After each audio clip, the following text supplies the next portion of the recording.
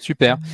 Bah, je crois que je Euh, commençais le tour de table, mais du coup, moi, je suis un des 4 cofondateurs de Storio Énergie. Voilà, j'en dirai un peu plus sur l'entreprise plus loin, mais en tout cas, c'est une entreprise fondée en 2023 avec des anciens de Tesla, EDF. Moi-même, j'ai plutôt un parcours d'ingénieur dans le domaine de l'intelligence artificielle. Et voilà, j'en dirai plus par la suite. Sébastien, je te passe la main. Oui, avec plaisir, je te remercie Jean-Yves. Donc ma part, directeur général d'ACE Énergie que je vais présenter dans un instant également. Et pour ce qui s'agit de mon parcours, moi j'ai un parcours effectivement d'expert dans le domaine de l'énergie et du climat, ayant commencé ma carrière à la commission de régulation de l'énergie et ensuite ayant officié en tant que consultant, notamment dans le domaine de la décarbonation, en tant que responsable du pôle énergie de Carbone 4 avant de piloter ACE. Benjamin, je t'en prie. Oui, bonjour à tous. Donc moi, Benjamin Leblanc, consultant senior chez ACE Énergie, plutôt spécialisé sur les achats d'énergie et sur l'excellence opérationnelle des industriels.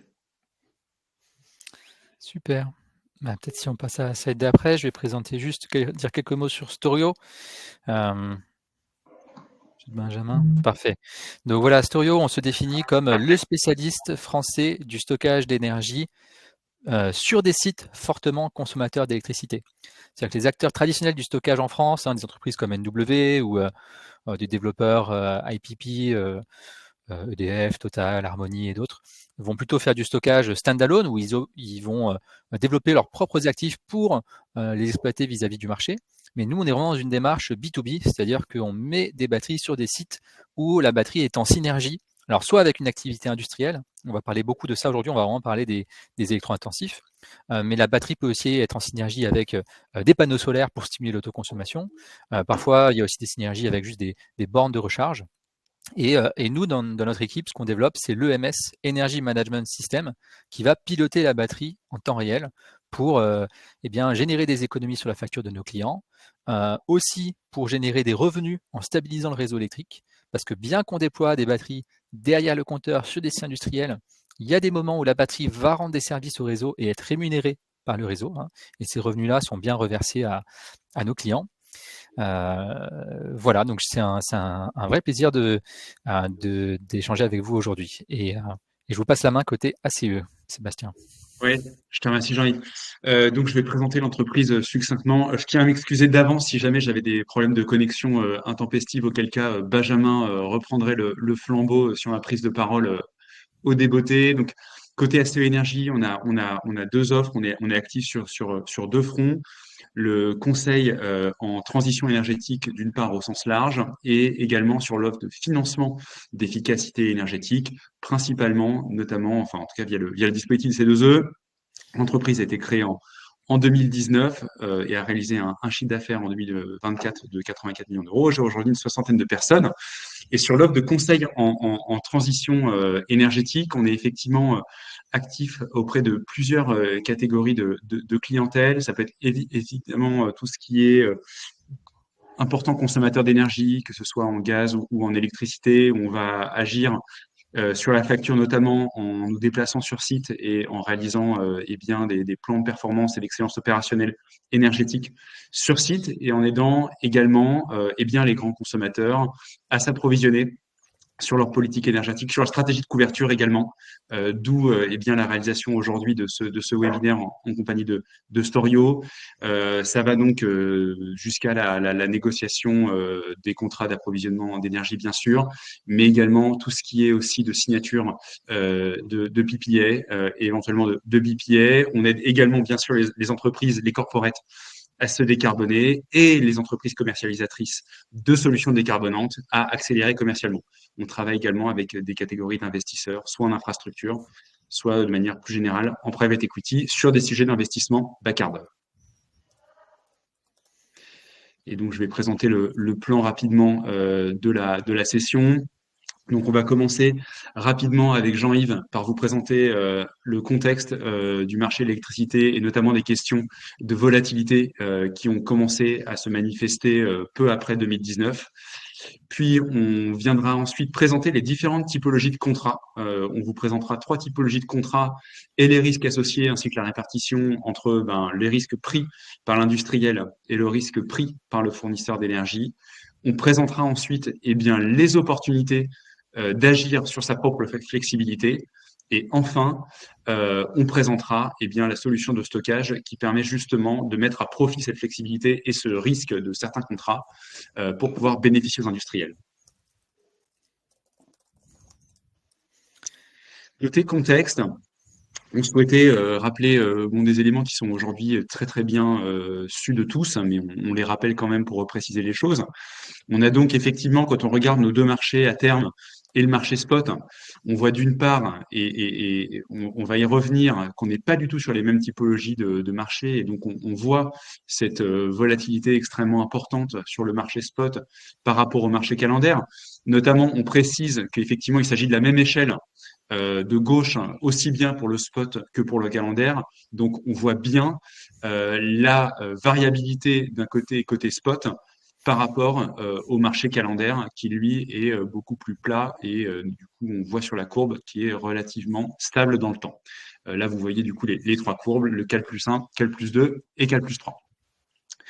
Autre élément de contexte relativement important, c'est en particulier depuis le début de l'année et en particulier depuis fin janvier, on observe une recrudescence de prix assez important sur le marché spot avec des prix supérieurs à 100 euros. Donc on voit qu'il est vraiment très important de se questionner sur l'exposition au prix spot. Alors certes, effectivement, voilà, on va le voir, on a beaucoup d'approvisionnement sur des produits calendaires, mais pour autant, une exposition au prix spot, on voit tout de suite qu'on peut être fortement impacté, notamment donc ce qu'on relate, c'est sur le mois de février une moyenne des prix à 122 euros. Pour autant, avec par ailleurs des moments aussi de production renouvelable assez faibles. La partie un peu plus long terme, cette fois-ci, c'est plus revenir sur le post-ARENH, puisque ce dispositif d'accès au réseau d'électricité nucléaire historique, sera mi-fin. Il y sera mi-fin en 2025. Donc se pose la question du post-ARENH. Aujourd'hui, EDF a proposé un certain nombre on a eu un certain nombre de lettres d'intention qui ont été sur lesquels il y a eu un accord avec certains industriels, notamment une dizaine de lettres d'intention semblent avoir été fait l'objet d'un accord entre EDF et certains acteurs, mais il y a un relatif flou néanmoins, en tout cas sur ce que va devenir cet approvisionnement et cette allocation, donc les CAPN, le contrat d'allocation de production nucléaire. On ne sait pas aujourd'hui exactement ce qui sera, puisqu'on sait que peu de contrats ont été signés. C'est public, peut-être deux, mais donc voilà, il y a quand même une incertitude, notamment pour les énergo-intensifs, du devenir du prix de l'électricité long terme en France. Super. Jean-Yves, du coup, je te passe la parole sur l'étude de la volatilité. Ouais. Merci. Donc, effectivement, ce qu'on observe, et donc là, sur ce graphe, on compare les prix spot horaires, donc sur le marché Day Ahead, qui sont fixés la veille pour le lendemain, entre l'année 2019 et l'année 2024. Et ce qu'on observe, alors pourquoi on choisit 2019? C'est avant le Covid et avant la crise de l'énergie, donc c'est entre guillemets une dernière année normale. Et ce qu'on observe, c'est qu'effectivement, en 2024, après la crise de l'énergie, on est retombé sur des prix moyens de l'électricité relativement bas, pas tout à fait aussi bas qu'en 2019, mais c'est relativement comparable. Par contre, les prix horaires, là où en 2019, ils oscillaient entre guillemets gentiment autour de la moyenne, en 2024, ils font le yo-yo. Et là, bien sûr, ce qui a changé, c'est une hausse dans le mix électrique de la part des renouvelables, du solaire, qui produit des prix proches de zéro, voire parfois un petit peu négatifs en milieu de journée l'été. Également du renouvelable au sens large, l'éolien. Et en France, mais on est aussi dans un marché européen où il y a des échanges entre les frontières et donc on est aussi influencé par le développement des ENR dans les pays voisins. Peut-être sur la slide suivante, on va regarder les moyennes entre 2019 et 2024. Donc effectivement, le prix moyen était de 39 euros par mégawattheure en 2019 et de 57 euros par mégawattheure en 2024. Mais maintenant, si on regarde ce qu'on appelle le spread quotidien, c'est-à-dire l'écart entre le prix minimum et le prix maximum de chaque journée, lui, il a triplé. Il a triplé en 5 ans. Et l'année 2025 s'annonce, je n'ai pas de boule de cristal, mais on s'attend à ce que le spread continue d'augmenter. C'est-à-dire qu'on a des périodes avec des prix très bas, ou si vous êtes exposé au tarif spot via un certain type de contrat qu'on verra après, c'est une opportunité pour charger une batterie ou faire tourner vos usines ou charger des véhicules électriques, voilà, quasiment gratuitement. Et à l'inverse, on a des périodes de pic de prix le matin et le soir qui sont très élevées. D'ailleurs, sur la slide d'après, on va regarder toujours ces mêmes données, donc les prix day ahead, mais cette fois-ci moyennisés par heure de la journée. Et ce que l'on voit, c'est que ce pattern horaire, il s'accentue. Il était déjà visible en 2019, mais en 2024, les écarts entre les pointes et les creux sont encore plus importants. Et notamment, vous voyez qu'en après-midi, on a des prix très bas. Et ça, c'est un nouveau phénomène qui devrait continuer de s'accentuer. Alors, quand même, on réagit côté réseau, et notamment Enedis et RTE vont déplacer les heures creuses courant 2026 et 2027 pour qu'on ait des heures creuses en milieu de journée. Et donc, probablement qu'il y a une partie de la consommation de chauffe-eau ou de modifications comportementales qui vont un petit peu rééquilibrer de ce point de vue-là. Mais voilà, quand même, on peut dire qu'on est face à une nouvelle donne, un nouvel ère des prix d'électricité, où du fait qu'on ait énormément de renouvelables dans le mix, il y a des moments de la journée où on a une abondance et ça se traduit par des prix bas. Et à l'inverse, le matin et le soir, c'est là qu'il y en a des pics de demande et des pics de prix. Sur la slide d'après, je voulais juste mentionner que lorsqu'on est sur le site d'une entreprise, on réfléchit au coût total de l'électricité. Parce que là, on parlait surtout vraiment du coût de l'énergie, du coût de la fourniture, mais dans le coût total, il y a aussi le coût du réseau, le TURP. Et le TURP aussi, il varie selon le créneau horaire. Alors pour le coup, le TURP, il ne varie pas d'heure en heure, il varie selon des heures pleines, heures creuses. Pour des clients raccordés au réseau Enedis, c'est Enedis qui localement définit ça. Pour des entreprises raccordées au réseau RTE, c'est défini au niveau national. Mais en tout cas, là aussi, il y a des écarts assez importants. Donc là, sur ce graphique, ce qu'on a représenté, c'est vraiment les prix d'une journée. C'était la Saint-Valentin cette année. Donc voilà, pendant que vous réfléchissiez à vos plans romantiques, nous étudions les prix de l'électricité. Et en tout cas, ce qu'on peut voir, c'est que il y a un écart entre le prix min et le prix max sur la partie fourniture d'environ 88 €. Mais si on intègre le coût du TURP pour un client raccordé en HTA, courte utilisation, on a un écart cette fois-ci de 125 € par mégawattheure. Donc le TURP accentue la variabilité horaire des prix, surtout en hiver, parce qu'en été, le TURP est plus bas. Alors, voilà. Je te passe la main, je crois qu'on a donné les éléments de contexte, mais du coup, juste le contexte général, c'est que du fait de la transition énergétique, on a des périodes avec énormément d'énergie et des périodes avec peu d'énergie, et ça se traduit par, dans vos coûts d'électricité, finalement, le profil de consommation de votre usine ou de votre site consommateur, il aura une part de plus en plus importante dans la fixation du tarif final. Voilà, je pense que c'est une bonne transition, Benjamin, pour parler des contrats. Oui, je reprends la parole juste un instant. Et Benjamin, je te cède la parole tout de suite, effectivement, juste pour rentrer dans la problématique donc des contrats dont on va présenter effectivement 3 modèles sur lesquels je vais céder assez rapidement la parole à Benjamin. Donc effectivement, historiquement, il y a eu effectivement les contrats à prix fixe et notamment aujourd'hui, si on avait encore des contrats à prix fixe, pour encadrer tous les risques qu'on va vous présenter, on aurait des premiums extrêmement importants, puisqu'il faut que le fournisseur lui-même, dans son contrat signé avec le consommateur d'énergie, se protège d'un certain nombre de risques, de volumes, de profils qu'on va présenter. Et donc aujourd'hui, un contrat à prix fixe reviendrait vraisemblablement très cher à une personne qui voudrait les signer. On a également les contrats à multi-clics qui vont permettre à différents moments dans l'année d'avoir du coup le prix moyen qui va s'appliquer sur la consommation, sur le volume de consommation de notre consommateur. Et enfin, il y a le contrat bloc plus spot, qui va être celui qui va vraiment nous intéresser aujourd'hui, puisqu'en fait, c'est une forme c'est un contrat à clic dans lequel on va pouvoir sélectionner des bandeaux à différents moments de l'année pour pouvoir capter ce prix pour le volume qu'on aura sélectionné. Ce qui veut dire qu'à certains moments, notre consommation, elle repassera en dessous des volumes qui ont été contractualisés en long terme. Et on voit que pour certains volumes résiduels, également, on aura une exposition au prix spot qui fait aujourd'hui l'objet du centre de notre attention. Et donc, Benjamin, je vais te laisser rebondir sur les risques qui sont rattachés à chacun de ces contrats entre le fournisseur et le consommateur. Merci Sébastien. Donc voilà, on voulait rentrer un petit peu dans le métier du fournisseur pour essayer de comprendre les enjeux qui sont associés à ces différents risques et derrière les enjeux associés au décalage de consommation dont on va parler pendant ce webinaire. Ici, on a mis en avant 3 risques qui sont intrinsèques à la fourniture d'électricité et donc qui doivent être couverts par des fournisseurs et qui peuvent être répercutés sur votre facture, qui vont être répercutés sur votre facture. Le premier, c'est le risque équilibrage. Donc là-dessus, c'est un risque que porte tout fournisseur. Chaque jour, tous ces fournisseurs doivent planifier, doivent prévoir la consommation du lendemain.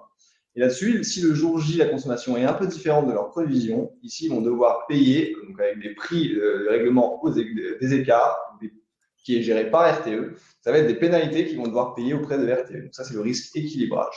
Le deuxième risque, c'est le risque profil. C'est lorsqu'un fournisseur regarde s'ils peuvent intégrer un consommateur dans son portefeuille, il va regarder le profil de consommation de ce consommateur et il va regarder comment il va essayer de se couvrir sur les marchés à terme. Le risque profil, c'est quand on a un profil de consommation qui est différent, qui diffère des produits disponibles sur les marchés à terme. Donc ici, l'exemple, c'est une cloche de consommation. Et ce qu'on peut voir, c'est que le produit le plus proche sur les marchés à terme va être du peak load, de 8h à 20h. Mais on voit qu'on a quand même une différence notoire entre le peak load et cette cloche. Et donc, cette différence-là, cet écart-là, c'est un risque que va apporter le fournisseur. Le dernier, le risque volume, c'est lorsque la consommation actuelle, définitive du consommateur, diffère des prévisions. Là-dessus, le fournisseur doit se retourner vers les marchés si il manque des volumes ou au contraire vendre des volumes, vendre d'électricité si il s'est couvert de trop.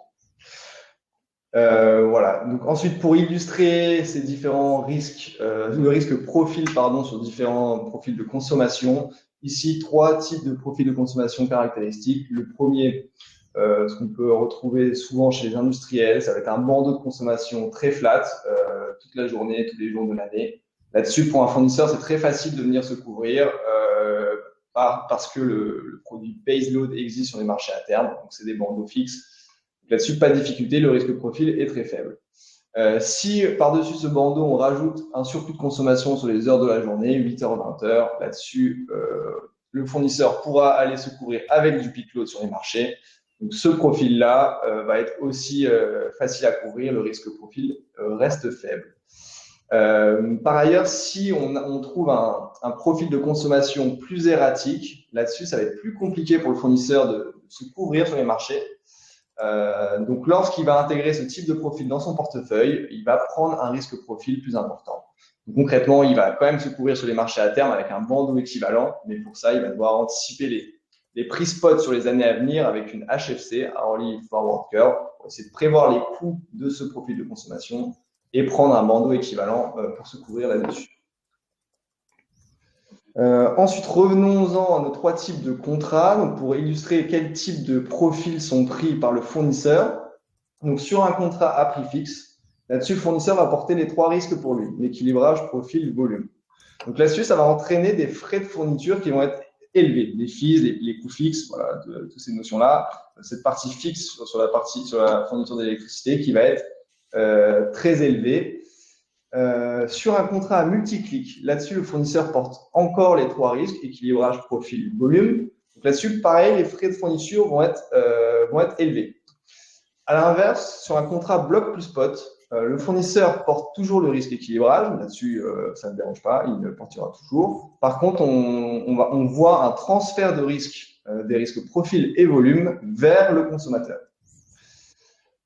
Donc, si on en revient aux avantages et inconvénients de chacun des contrats, sur un contrat à prix fixe, là-dessus, vous n'avez pas de fluctuation de prix, donc le risque budget est nul. Vous savez parfaitement ce que vous allez payer sur les années à venir. Par contre, le consommateur est exposé à un risque marché. Si jamais le marché chute, par exemple, il va continuer à payer à son prix fixe et il ne pourra pas aller chercher cette opportunité. Et les frais de fourniture élevés, j'en ai parlé. Sur les contrats multi-clics, l'avantage, c'est que les risques volume et profil sont assumés par le fournisseur, pas pour le consommateur. Le prix final est lissé parce que grâce aux différentes prises de position que permet le contrat. Par contre, en petit inconvénient, la gestion opérationnelle, le consommateur doit choisir quand il prend ses positions avec une stratégie qui lui est propre et les frais de fourniture sont élevés. Et sur le contrat bloc plus spot, les frais de fourniture sont faibles là-dessus car les risques ne sont plus côté fournisseur. Le prix final est lissé quand même avec ces différents bandeaux qui sont pris, avec une petite régularisation au spot, pas de surplus ou de sous-consommation. Le consommateur assume les risques profil et volume. Donc là-dessus, je ne l'ai mis ni en avantage ni en inconvénient. Parce qu'on peut croire que c'est un inconvénient en première approche. On va voir au cours de ce webinaire que ça peut être une opportunité, cette dépendance au marché spot. Et il y a quand même une gestion opérationnelle à prévoir. Le consommateur doit gérer sa stratégie de couverture, la taille des bandeaux, le nombre de bandeaux, voilà, les volumes à couvrir. Voilà, on voulait ensuite zoomer un peu sur le contrat bloc plus spot parce que là-dessus, c'est quand même assez important de comprendre comment ça fonctionne pour derrière enchaîner sur les différentes opportunités de flexibilité électrique. Là-dessus, on a remis ce profil de consommation ici sur une journée type. Et ce qui est important de faire, c'est de mettre en regard la courbe de prix spot de l'électricité. Là, c'est la courbe moyenne de l'année 2024. Donc, chaque heure est moyennée sur l'année entière. Et dans cette situation-là, on peut voir sur cette plage ici rouge que le consommateur consomme plus que les volumes qu'il a couverts. Donc, il va devoir aller chercher sur les prix spot le restant. Là, pas de chance, les prix spot à ce moment-là sont élevés, donc là-dessus, il va devoir payer un peu plus cher. À l'inverse, sur la période de l'après-midi, on va avoir une sous-consommation du consommateur dans cet exemple. Et donc, on a trop de volumes qui ont été couverts, ils vont devoir être revendus sur les marchés spot. Et donc, encore pas de chance, les prix spot sont bas à ce moment-là, donc on va revendre l'électricité à un prix plus bas. Donc voilà, ce qu'il faut comprendre sur un bloc plus spot, on a une dépendance au prix spot sur la consommation, par contre, qui est marginale. Donc, le dernier kilowattheure consommé ou économisé. Voilà. Parce qu'en moyenne, le prix va quand même être moyenné par ces différentes prises de position sur les bandeaux. Voilà, le risque profil s'accompagne d'un surcoût si on a un alignement de la surconsommation avec les prix élevés et sous-consommation avec les prix faibles. On en a parlé. Par contre, cette dépendance au prix spot va venir inciter au décalage de consommation. Parce que si c'est un industriel peut décaler cette surconsommation sur les moments où le spot est faible et les sous-consommations au moment où le spot est élevé, là-dessus, il va pouvoir aller chercher cette opportunité avec des gains qui sont associés. Voilà, pour aller plus loin, juste en une seconde, on a les émissions de gaz à effet de serre sur Scope 2. Là-dessus, un raisonnement peut être fait sur l'électricité marginale qui est consommée, parce que si on vient économiser de l'électricité au moment où les prix surconsommer, pardon, au moment où les prix spot sont bas, les prix spot bas sont souvent associés à une production renouvelable importante, et là-dessus, on va avoir des gains CO2. Voilà, c'est pour aller un peu plus loin sur une vision CO2. Ensuite, enchaînons sur les différentes opportunités pour les gros consommateurs qui ont su réagir à ces nouvelles caractéristiques de marché. Donc, deux typologies d'opportunités. La première, l'optimisation contractuelle. La deuxième, la flexibilité électrique. Avec, dans l'optimisation contractuelle, l'optimisation de la puissance souscrite et du TURP, que nous allons aborder juste après. Et sur la flexibilité, l'effacement et le décalage de consommation. Donc, enchaînons tout de suite sur l'optimisation de la puissance souscrite. Ici, c'est deux cas d'études que nous avons retrouvées avec nos clients industriels plusieurs fois. La première, c'est la réduction de la puissance souscrite. Ici, on voit un histogramme de consommation d'un industriel. C'est assez typique. On va retrouver des pics de consommation qui sont sur une plage de temps très, très restreinte et où on va se rapprocher de la puissance souscrite. Donc, si on trace cet histogramme sur une monotonne de consommation, donc la puissance en fonction du pourcentage du temps, on voit que ce pic, on est entre 1000 et 1200 kW, moins d'1% du temps. Et donc, ici, l'industriel a une puissance souscrite de 1200 kW. Le cas d'étude, c'est de dire combien il va gagner s'il réduit à 1000 kW et comment faire. Là-dessus, le petit mode opératoire qui est possible, c'est de mettre une alerte sur le seuil de puissance. Si on voit qu'on se rapproche de la puissance de 1000 kW, mais on vient couper des machines qui sont sur lesquelles c'est possible. Ou alors aussi échelonner les allumages des équipements le matin, le lundi matin par exemple. En faisant ça, on peut réduire la puissance souscrite. Les ordres de grandeur de gain, c'est environ 20 000 € par an par mégawatt de puissance souscrite en moins. Le deuxième petit cas pratique qu'on a retrouvé plusieurs fois avec nos clients industriels, certains clients ont 2 abonnements, 2 compteurs, et là-dessus, ils vont payer 2 parties fixes. Et donc, après vérification, il se trouvait qu'on pouvait réunir les 2 contrats sur un seul compteur. Là-dessus, l'ordre de grandeur, c'est 45 000 euros par an par mégawatt de contrat. Donc, ça peut rapidement monter, les gains peuvent être rapidement importants. Ici, on avait l'exemple de 6 mégawatts. Voilà, on peut voir l'ordre de grandeur. Les gains sont très, très importants. J'avance parce que je vois que le temps file sur l'optimisation du TURP. Ici, la Creux a publié les tarifs pour le TURP 7 qui vont être entrés en vigueur en août 2025. Donc, les tarifs évoluent, les proportions, les prix évoluent sur les différentes catégories de clients.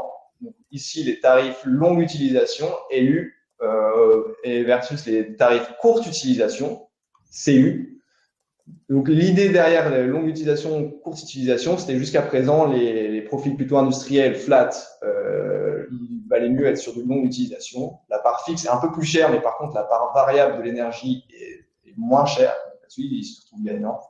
Des tarifs courte utilisation plus adaptés aux profils qui ne sont pas en bord de consommation, avec des pics de consommation.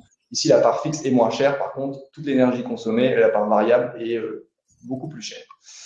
Et donc ici, le petit cas pratique important à faire depuis la publication des prix du TURP 7, c'est comme ces tarifs de longue utilisation, courte utilisation ont évolué, dans certaines situations, il vaudra mieux pour vous de passer de la longue utilisation à la courte utilisation.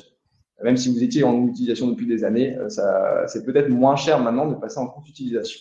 Donc là, c'était l'exemple on a pris un exemple d'un profil de consommation fictif. Si on fait le calcul de ce profil, donc 43 gigawattheures par an, avec le TURP 6, la meilleure option était la longue utilisation. Avec le TURP 7, maintenant, c'est la courte utilisation. Et donc, si vous changez de catégorie dans cette situation-là, vous gagnez 12 000 euros par an. Donc, ça peut être des gains assez rapides à faire, assez faciles. Voilà. Donc, moi, je vous conseille de faire cette analyse ou de venir nous contacter si besoin à ce sujet. Mais voilà, c'est quelque chose à faire depuis les nouveaux tarifs. Enfin, je vais passer très rapidement sur le sujet de l'effacement. On pourrait faire tout un webinaire entier sur ce sujet, voilà, mais ce n'est pas forcément le but ici de notre présentation. L'historique des rémunérations de l'effacement, donc en milliers d'euros par mégawatt, on voit que c'était quand même très pertinent, c'était assez rémunérateur. Il y a eu une baisse entre 2024 et 2025, moins 55%. À noter qu'avant 2025, c'était l'appel d'offres effacement, AOE. Maintenant, il s'appelle AOFD, appel d'offres flexibilité décarbonée. Voilà, et on a aussi la possibilité d'avoir un complément, donc ici 10 000 euros par mégawatt, qui est estimé par RTE. Là, c'est pour les acteurs qui vont s'effacer un nombre assez important d'heures, pour les acteurs de l'effacement instantané et les acteurs d'effacement via le stockage électrique. Et on a mis ici un petit cas pratique industriel qu'on a vu ces dernières semaines. Donc, un industriel qui avait un procédé de 700 kW qui pouvait effacer sur quelques heures dans l'année. Donc là, avec l'hypothèse de 3 jours d'effacement par an, le gain, c'est 38 000 euros. Donc voilà, notez, dès que vous avez des procédés qui sont pilotables d'une puissance qui sont de plusieurs centaines de kilowatts, on va dire que ça peut représenter, l'effacement peut représenter une belle opportunité. L'ordre de grandeur, c'est entre 30 et 60 000 euros par mégawatt. Jean-Yves, je te passe la parole. Merci.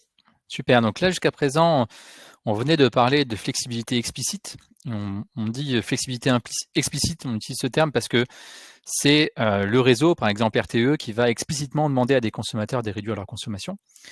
On peut également parler de flexibilité implicite. Là, c'est quand un consommateur justement module sa consommation en réaction à un signal de prix, mais de sa propre initiative. Voilà.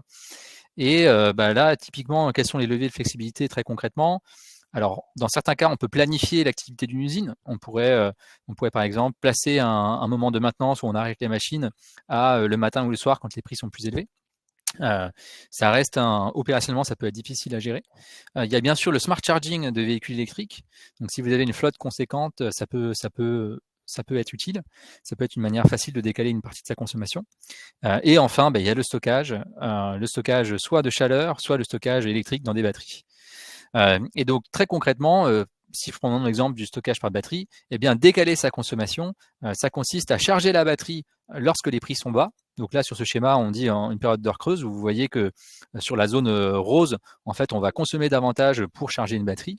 Et à l'inverse, on va décharger la batterie et subvenir aux besoins du site à partir de la batterie pendant les heures pleines. Et là, c'est la zone jaune. Et donc, vous voyez qu'après l'action de la batterie, on se retrouve vraiment avec une courbe de charge du site qui peut, pendant les heures creuses, être saturée à son niveau haut. Le niveau haut, ce serait la puissance souscrite du site. Et pendant les heures pleines, en fonction du dimensionnement, on pourrait être proche de 0. Et donc concrètement, c'est ce qu'on fait actuellement sur les sites où on a des batteries Storio déployées. Et donc c'est bien important de juste de comprendre que la batterie ne réinjecte pas l'énergie vers le réseau, on est plutôt à éviter une consommation en subvenant aux besoins du site.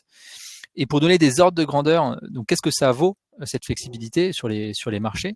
Donc si vous êtes sur des contrats soit prix fixe, soit multiclic, mais qui aboutissent à finalement des heures pleines, heures creuses, eh bien on a des écarts entre les heures pleines et les heures creuses, qui varient, mais qui dépendent des contrats, mais on va dire en moyenne, en additionnant l'écart sur la partie fourniture et l'écart sur le TURP, et en faisant une moyenne entre été et hiver, on va dire qu'on a environ 50 € par mégawattheure décalé d'économie. Et à l'inverse, si on est sur des contrats bloc plus spot, eh bien on a davantage d'économies parce qu'on va vraiment charger la batterie par exemple pendant les 2 heures les moins chères et la décharger pendant les 2 heures les plus chères, et qu'on a un écart assez important actuellement sur le spot. Là, je dis 100 € par mégawattheure décalé, mais on est en fait on est largement au-dessus. En tout cas, sur cette année 2025, on peut capter des spreads encore plus importants. Peut-être sur la slide d'après, je vais rentrer juste dans un petit calcul, parce que souvent, il y a des confusions où on va nous dire « Ah oui, mais attendez, moi j'ai un contrat bloc plus spot, mais je me couvre, j'achète un grand nombre de blocs, ce qui fait que je ne suis plus exposé au tarif spot. » Mais ça, en fait, c'est une légère incompréhension de comment les contrats fonctionnent.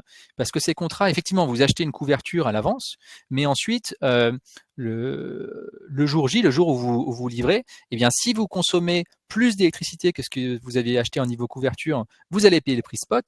Et à l'inverse, si vous consommez moins, parce que vous aviez acheté en bloc à l'avance mais que vous n'avez pas consommé, vous allez le revendre au prix spot.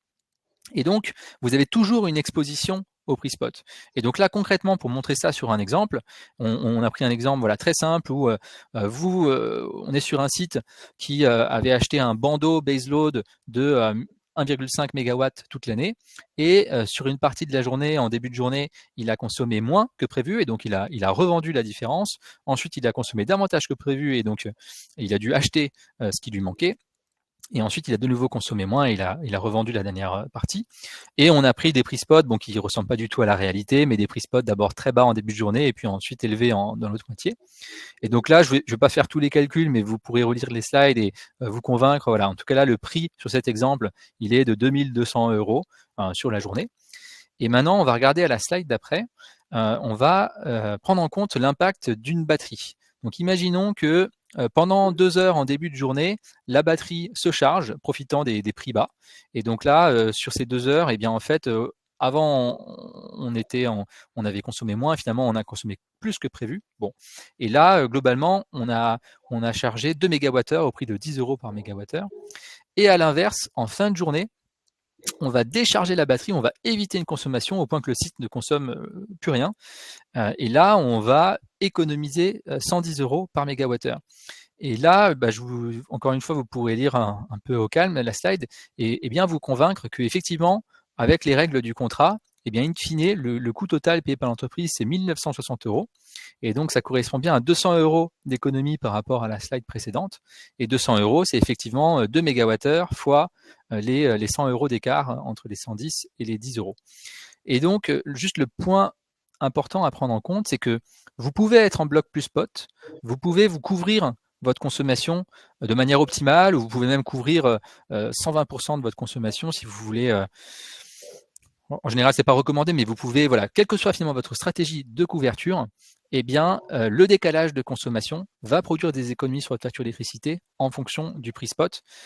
Et donc, finalement, quand on pilote une batterie ou quand on pilote une flotte de véhicules électriques ou d'autres moyens flexibles sur un contrat bloc plus spot, ce qui compte, c'est le prix spot plus le TURP quand même. Ça, je n'ai pas mentionné le TURP pour pas complexifier le calcul, mais il faut bien prendre en compte ces deux éléments. Voilà. On passe à la dernière section, qui est la section où on va parler un petit peu du stockage et en particulier du stockage sur des sites industriels. Il y a beaucoup de choses à dire, mais on veut donner au moins un peu des ordres de grandeur, voir de quel genre de système on parle, donner des ordres de grandeur aussi des business plans qu'on peut construire. Donc concrètement, la technologie dominante, quasiment exclusive du stockage stationnaire à l'heure actuelle, c'est le LFP, donc lithium fer phosphate. C'est des batteries qui sont soit conditionnées dans des conteneurs maritimes d'environ 20 pieds, ça c'est l'image du haut, soit dans des armoires électriques qui font environ 1 mètre x 1 mètre 20, et ça c'est l'image du bas. Dans tous les cas, c'est des systèmes modulaires, donc vous pouvez mettre plusieurs conteneurs ou plusieurs armoires électriques. Dans un conteneur, on va mettre environ 2,5 MW de puissance et 5 MWh d'énergie.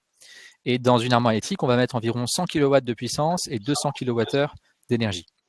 Donc vous voyez qu'il y a un rapport de x2, c'est-à-dire qu'on est capable de charger la batterie de 0 à 100% en 2 heures, ou de la décharger de 100% à 0 en 2 heures aussi, et on n'est pas obligé non plus de l'utiliser à pleine puissance. Voilà. Les autres choses à prendre en compte, c'est des systèmes à mettre en extérieur. En fonction de la taille du système, il y a des réglementations spécifiques, à des distances de sécurité à respecter. Donc en gros, jusqu'à 600 kW, les restrictions réglementaires sont assez, on peut être assez proche d'autres bâtiments, mais au-delà, il va falloir respecter une dizaine de mètres entre le système de stockage et un autre bâtiment. Ensuite, c'est des systèmes maintenant qui se font à refroidissement liquide. Ça c'est la nouvelle génération de produits plus efficaces. En termes d'efficacité, l'efficacité, c'est si je mets 1 MWh d'énergie dans la batterie, quelle est l'énergie que j'en ressors? Et on a un ratio de 88%. Donc si on met 1 MWh, on en ressort 880 kWh. Et ça, il y a quelques pertes. Voilà. Et je donne aussi des ordres de grandeur de CAPEX. Et là, je parle bien du CAPEX complet, achat de la batterie, livré sur site, travaux de génie civil, de génie électrique, mettre un transformateur, le cas échéant, et mettre en service, voilà, tout le service autour. Et on est sur environ 200 000 € par mégawattheure pour des plus petits projets pour des grands projets en conteneur, et un peu plus cher pour les systèmes en armoire électrique, puisqu'il y a davantage de coûts fixes. Voilà. Sur la slide d'après, il y a un schéma de principe de qu'est-ce que c'est que mettre une batterie sur un site industriel ou de manière générale sur un site consommateur d'électricité. Donc on est bien ce qu'on appelle derrière le compteur, c'est-à-dire que du point de vue du réseau électrique, on est assimilé au site consommateur. Voilà, on est de l'autre côté du point de livraison où vous avez ce fameux compteur. Cette batterie, comment est-ce qu'elle crée de la valeur? D'une part, ça on l'a dit déjà pas mal de fois, on va charger la batterie quand les prix sont bas et on va restituer cette énergie quand les prix sont élevés. Et quand je dis restituer, c'est plutôt pour subvenir aux besoins du site. On ne va pas nécessairement réinjecter vers le réseau. Voilà, donc ça c'est la partie verte. Et ensuite la partie rose, c'est la stabilisation du réseau. Donc à savoir qu'une batterie de ce type peut peut stabiliser le réseau à la fois via l'effacement. Donc l'effacement, c'est des jours froids de l'hiver signalés en J-1 et on va finalement sans contrainte opérationnelle sur le site, on va décharger la batterie et donc du point de vue du réseau, c'est comme si le site consommait moins. Voilà. Et en plus de ça, on peut également stabiliser la fréquence du réseau. Et c'est ce qu'on appelle les services système fréquence.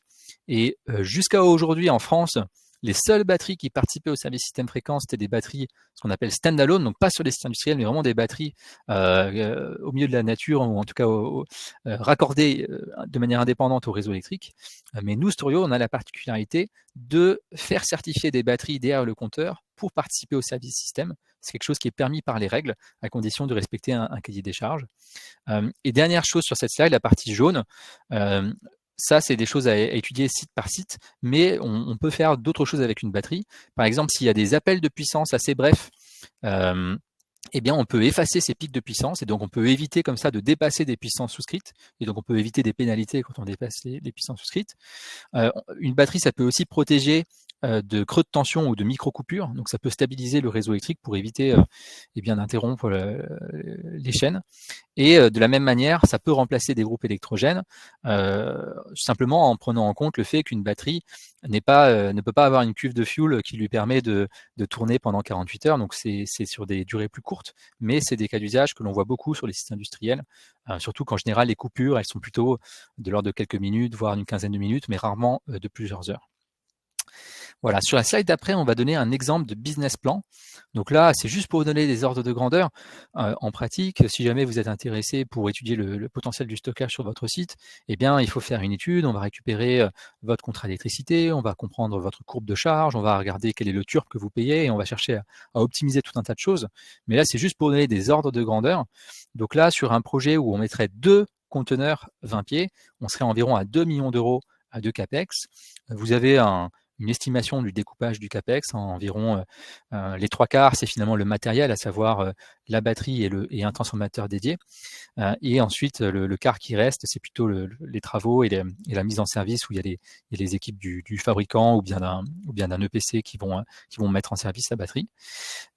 Et ensuite, au niveau du business plan, là, affiché de manière graphique, vous voyez que il y a l'investissement et il y a les coûts d'opération qui sont en gris. Donc ça, c'est la partie coût. Et ensuite, vous avez les différents revenus ou les économies générées. Globalement, sur les systèmes en conteneur déployés sur des sites industriels, voilà, derrière le compteur, on est sur des retours sur investissement rapides. On a souvent des retours sur investissement de l'ordre de 3-4 ans. Parfois, exceptionnellement, ça peut même être un peu mieux, jusqu'à 2 ans et demi, on va dire. Et ensuite, bien sûr, parfois, notamment si le contrat d'électricité n'est pas en bloc plus spot ou ne permet pas de capter des écarts intéressants, bon, bah là, on a des retours sur investissement un peu plus longs, mais on peut quand même avoir d'autres intérêts comme la protection des micro-coupures, etc. Et juste 3-4 ans, c'est bien parce qu'il faut mettre ça en regard de la durée de vie de la batterie qui est garantie par le constructeur et qui est de 15 ans. Donc voilà, c'est relativement rapide. Sur les différents types de revenus, là je ne vais pas rentrer dans les détails, mais en tout cas vous avez la partie verte qui est plutôt le décalage de conso, donc les économies sur la facture, et là vous avez des parties brunes et roses qui sont plutôt des revenus faits en stabilisant le réseau. Et on sait que les services systèmes sont plutôt orientés à la baisse. Par contre, tout ce qui est trading en énergie, donc décaler la consommation, c'est des choses qui sont plutôt orientées à la hausse, parce qu'on a plutôt une vision que les écarts entre les prix minimum et les prix maximum sur les marchés spot augmentent ou au minimum se maintiennent à des niveaux relativement élevés. Peut-être, on a bientôt fini, hein, je sais qu'on arrive au bout du timing, mais je crois qu'il nous reste une slide. Benjamin. Voilà, juste, de toute façon, j'avais déjà présenté Storio en entrée, mais si vous êtes intéressé, on est capable vraiment de livrer des projets clés en main. Donc sur la partie avant-projet, c'est faire des études économiques, donc pour produire ce genre de business plan. Ensuite, s'il y a de l'intérêt, eh bien, vraiment visiter le site avec des partenaires installateurs, bureaux d'études, pour choisir où est-ce qu'on implante la batterie et comment est-ce qu'on va la raccorder. Acheter la batterie ou vous conseiller sur l'achat auprès de différents fabricants, ou même mettre en compétition différents fabricants de batteries. Et ensuite, sur la partie exploitation, eh bien, piloter la batterie pour maximiser les revenus, avoir une supervision 24 heures sur 24 et aussi faire certifier la batterie pour participer au service système.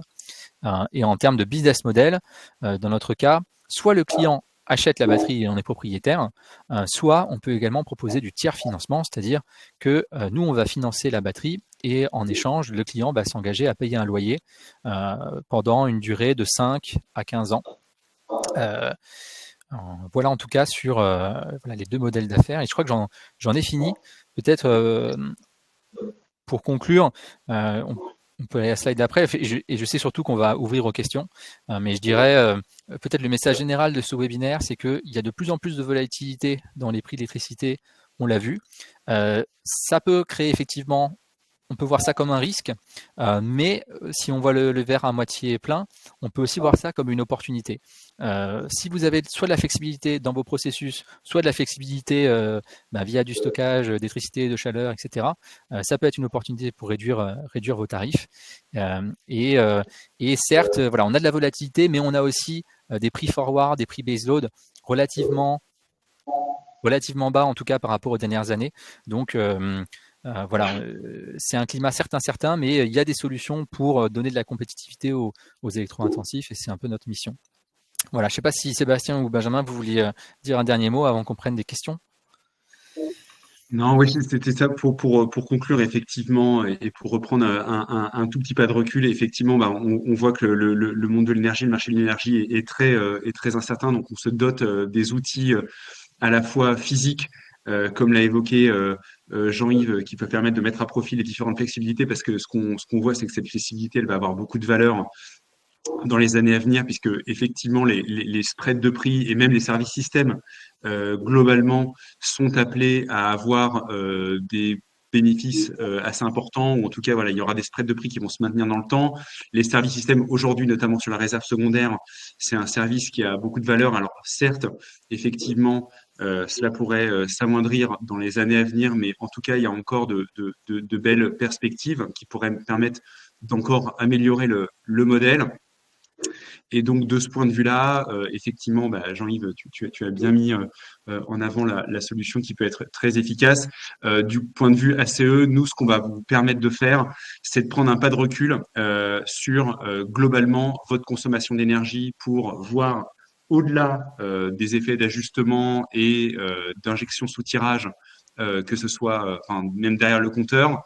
Ce qu'on peut venir vous aider à faire, c'est d'une manière générale optimiser, réduire votre facture en d'abord faisant un diagnostic poussé de votre consommation d'énergie et en examinant très globalement votre stratégie d'approvisionnement et du coup les recommandations qu'on peut vous faire, soit bien sûr pour faire diminuer la facture via les évolutions qu'a montré Benjamin, notamment sur des éléments comme le compteur, les contrats d'approvisionnement et ainsi de suite.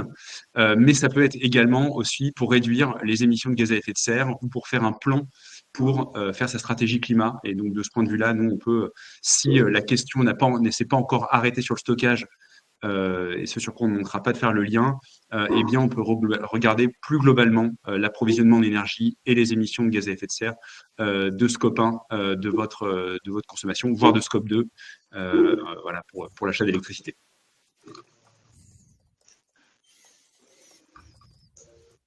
Super. Ce que je vous propose, c'est de prendre un peu des questions et je vois qu'il y en a eu pas mal dans le chat en fait directement. Donc là, par exemple, je peux répondre à l'oral à une question que j'ai lue voilà, d'Alexander Werner. Donc en lithium, combien de cycles de life cycles comptez-vous? Autour de 6000. Donc là, sur les batteries LFP, selon les fabricants, on a différentes garanties qui peuvent à la fois s'exprimer en années et en nombre de cycles. Sur les gros systèmes, les batteries par conteneur, c'est là qu'on a les meilleures garanties. Et on peut avoir des garanties de 15 ans avec 1,5 cycles par jour. Donc si vous faites 1,5 fois 365 fois 15 jours, on est sur plus de 8000 cycles. Voilà. Sur les gros projets, globalement, les fabricants vont être capables de faire un peu du sur-mesure. Sur les un peu plus petits projets en armoire électrique, les conditions vont être moins négociables et effectivement aux alentours de 6000 ou 6500 et parfois sur des durées plus réduites. Donc sur les armoires électriques, selon les fabricants, on peut avoir des durées de garantie entre 10 et 15 ans. Voilà. Je vois aussi une question sur pourquoi avoir du turbo si la batterie est chez le client. Là-dessus, je pense que c'est pas mal si on peut insister là-dessus parce que c'est un peu compliqué, un peu complexe à comprendre. Là-dessus, Jean-Yves, tu Oui, veux prendre cette question? oui, c'est une bonne question. Alors, le modèle général là, du décalage de consommation, c'est que comme le terme le dit, on décale une consommation, c'est-à-dire qu'on va charger la batterie à des heures où l'électricité est pas chère, mais cette énergie, de toute façon, elle aurait été consommée à un autre moment. Et donc, de ce point de vue-là, effectivement, le TURP, on peut considérer, au lieu de payer du TURP entre 18h et 20h, j'ai payé du TURP entre midi et 14h, parce que c'est à ce moment-là que j'ai chargé la batterie. Et donc, effectivement, le TURP, de ce point de vue-là, n'est pas un coût. Et au contraire, c'est quelque chose qu'on va optimiser. Parce que si vous avez du TURP, alors là, dans mon exemple, midi 14h, si on se projette sur des heures creuses en milieu de journée, ce qui va bientôt être le cas en 2026-2027, eh bien, effectivement, peut-être que vous allez payer seulement 10 € de TURP, alors que si vous avez chargé entre 18h et 20h, vous auriez payé 30 € de TURP. Et donc, effectivement, plutôt qu'être un coût qui pénalise, c'est au contraire un levier d'optimisation. Voilà. Après, dans le TURP, là, je parle du TURP proportionnel à l'énergie soutirée. Il y a aussi le TURP proportionnel à la puissance souscrite. Et là aussi, une batterie, dans certains cas, ça peut aider à réduire la puissance souscrite, si on arrive à effacer des pointes. Sinon, parfois, on peut maintenir une puissance souscrite et juste dans le dimensionnement de la batterie, donc en amont du projet, il va falloir bien réfléchir en fonction des objectifs, en fonction tout un tas de paramètres, quel est le bon dimensionnement pour eh bien, à la fois avoir une rentabilité et parfois atteindre des objectifs opérationnels. Voilà.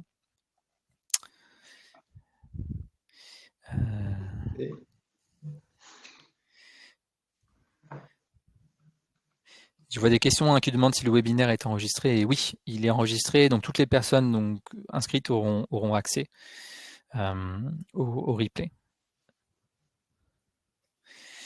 Comment voyez-vous l'évolution du prix du kilowattheure de batterie stationnaire dans les 2-3 ans à venir? Alors, pensez-vous qu'un rapprochement des coûts évoqués dans l'industrie du véhicule électrique, 100 € par kilowattheure, va s'opérer?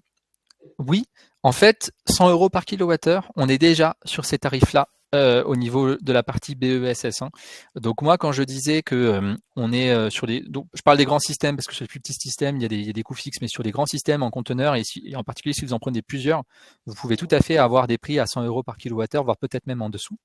Et juste plus tôt dans les slides, je parlais de 200 €. Et là, dans 200 €, j'incluais la batterie, livrée sur site, mise en service, les travaux, le transformateur. Donc, ce qui, in fine, on peut arriver à environ un doublement, peut-être un peu moins du doublement du prix. Donc voilà. Et après sur la vision des prochaines années. Actuellement, ça continue de baisser un peu, mais par contre, on est quand même dans un contexte de guerre commerciale, alors principalement entre la Chine et les États-Unis, mais il y a aussi parce que vous n'êtes pas sans savoir que aujourd'hui les cellules sont quasi exclusivement produites en Asie.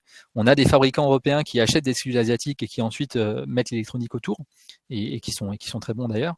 Mais on produit encore très peu de cellules en Europe. Il y a des méga factories en construction, mais c'est l'Asie est une longueur d'avance. Donc ça, c'est peut-être le point de vigilance, c'est que aujourd'hui, en tout cas, on a des prix historiquement bas. Je dirais que ça peut continuer de diminuer un petit peu, mais peut-être pas autant que les dernières années. Le prix a été divisé par 2 en 3 ans. Là, on parle plutôt peut-être de gagner encore 10-15%, ou 20% peut-être sur les 3 prochaines années à venir. Bon, je ne suis pas devin, donc c'est difficile comme question.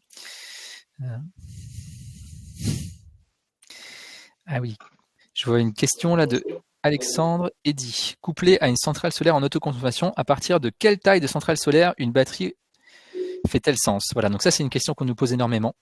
Donc aujourd'hui, sur les projets solaires en autoconso, jusqu'à 500 kW crête, il y a le S21. Et le S21, c'est un tarif d'achat garanti pour l'énergie qu'on injecte sur le réseau. Donc c'est une bonne nouvelle pour le projet solaire. Par contre, pour la batterie, c'est entre guillemets une mauvaise nouvelle parce que le contrat S21 met des contraintes sur le stockage. Il dit que si vous mettez un stockage, alors à ce moment-là, le stockage n'a pas le droit de se charger depuis le réseau.